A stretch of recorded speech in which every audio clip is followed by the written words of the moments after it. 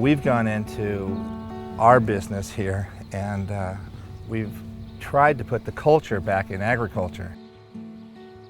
And the culture is us living here and being here every day.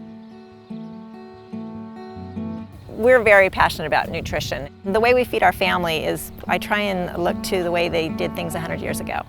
Whole milk, the whole grains, the fruits and vegetables. And there's a lot to be said for eating healthy, eating whole foods, and eating foods the way God made them. What's the favorite thing that she makes that you guys like? Biscuits and gravy were really good.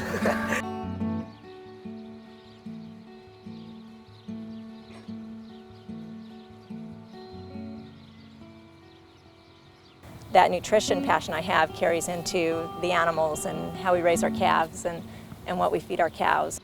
We're real firm believers that raising kids or cows, you need strong nutrients. I'm dairying exactly the same way my great-grandfather and great-grandfather did. We grow a lot of variety of plants, which gives a broader nutritional plane to the cows. And you know, the cows love it and they do well. It works for them, they stay healthy. This is, in a sense, back to, I believe, the way it was intended to be. And we're raising our kids to kind of inherit the culture of the career.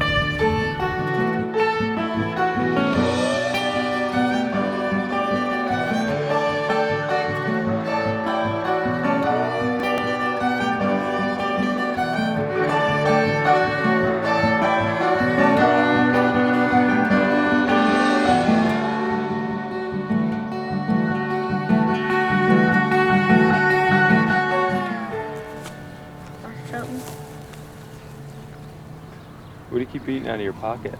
Corn. Is it? Yeah. From where? Just a commodity farm. Corn and barley. Is it good? Yeah.